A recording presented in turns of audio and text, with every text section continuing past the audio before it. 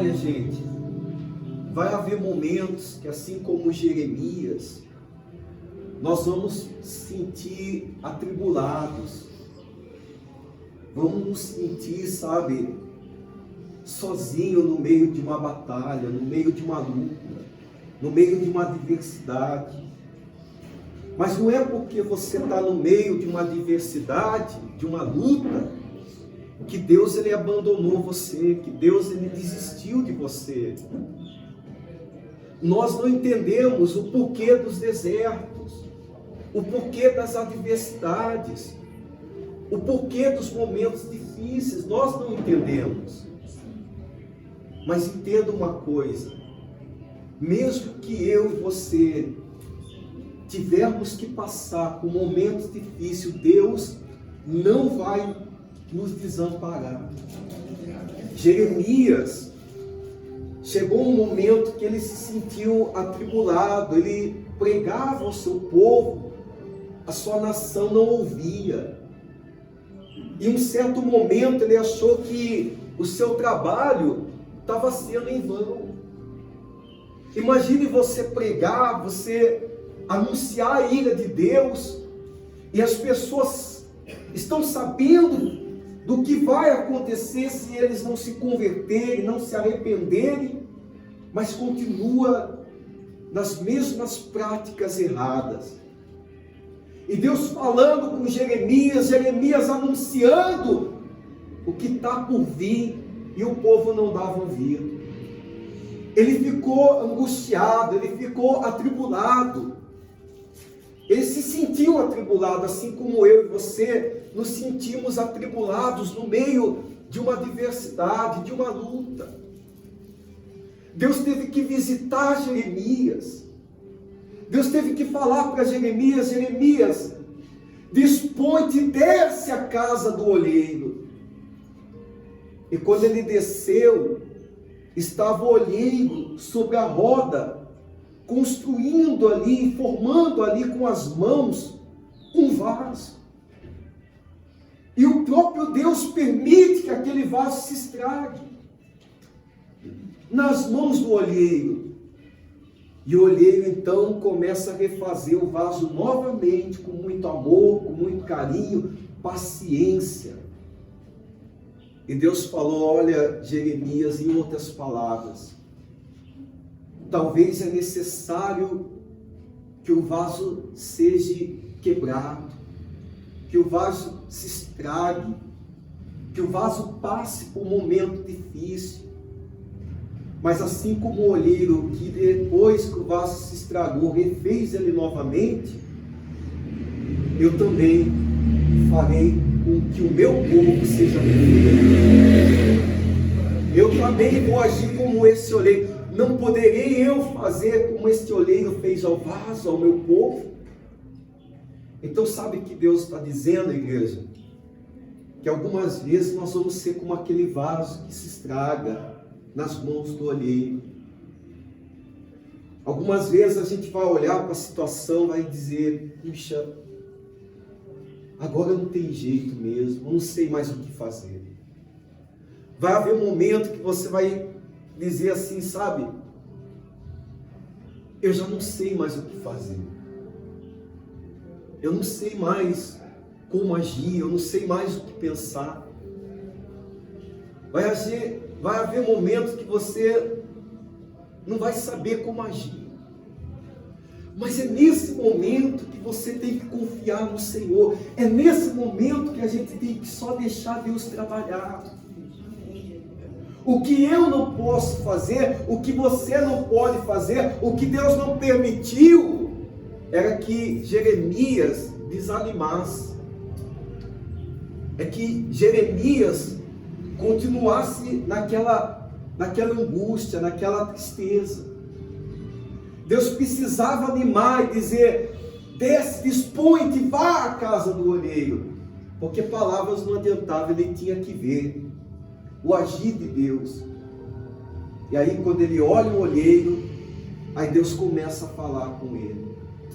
Sabe, gente, às vezes é na luta, às vezes é no meio da prova, às vezes é na circunstância difícil que nós vamos nos tornar mais sensíveis a ouvir a voz de Deus.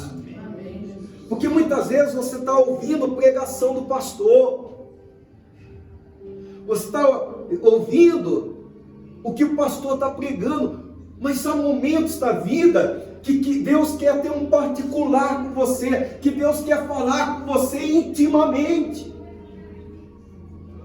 E as provas, as lutas, os desertos, nos proporciona ouvirmos a voz do Senhor.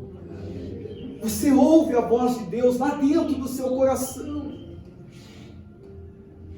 Você começa a ouvir o Espírito Santo falando no teu coração, aonde você precisa se consertar, o que você precisa fazer, como que você precisa agir. Porque muitas vezes nós nos tornamos cristãos prepotentes e não conseguimos mais enxergar aonde estragou o vaso, aonde se estragou. Mas é na prova, igreja, é no meio da luta que a gente começa a ser sensível e perceber aonde se estragou. A palavra do Senhor chega a dizer: olha para onde caíste, volte e veja onde caíste e volte ao primeiro amor, as práticas das primeiras obras. Será que nós somos as mesmas pessoas de quando nós chegamos na igreja? Será que a nossa oração é a mesma? Será que a nossa fé é a mesma?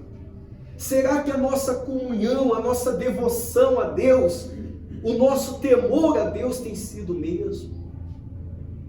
E se não fosse essas provas, gente, nós achávamos que estaríamos com tudo. E as provas nos faz perceber que nós somos dependentes de Deus, que nós carecemos de Deus. Porque Deus não faz acepção de ninguém. Branco, negro, amarelo, índio, rico ou pobre, passam por lutas, passam por provações e carecem da graça e da misericórdia de Deus, como eu e você.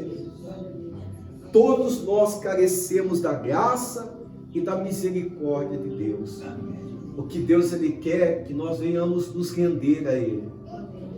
Porque muitas vezes nós estamos mais preocupados em coisas. Deus, faça isso por mim, Deus, eu quero isso, Deus, eu preciso daquilo. E estamos deixando de lado a pessoa do Espírito Santo.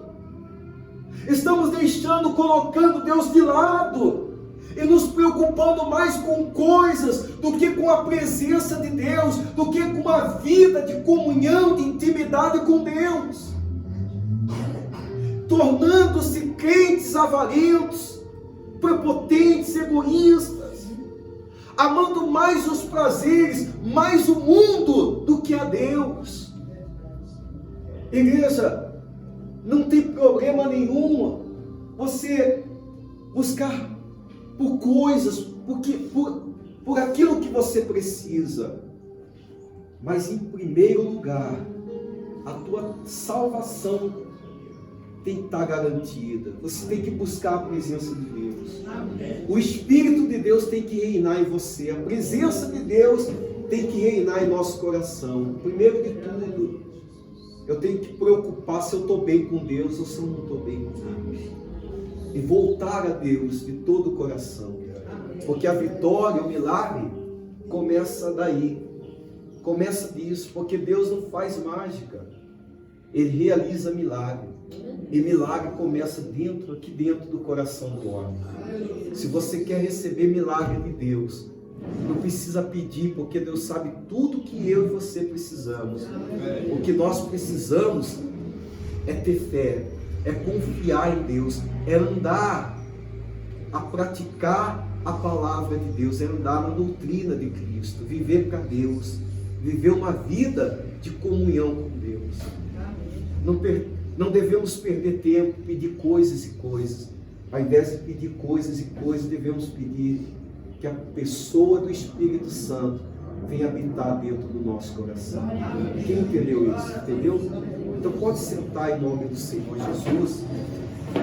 Louvado seja o nosso Senhor e Salvador Jesus Cristo. Eu tenho certeza que o Espírito de Deus está começando uma grande obra em nossas vidas. E você vai ver essa obra de Deus ser concluída na tua vida. Amém, igreja? Graças a Deus. É verdade. Porque Ele pode fazer essa grande obra em nossas vidas. Amém, igreja? Creia nisso e confie nisso. Gente, eu gostaria que você nesse momento pegasse na sua mão a tua oferta, a tua adoração, e nós vamos apresentar a Deus de todo o coração. Você que está trazendo a sua oferta,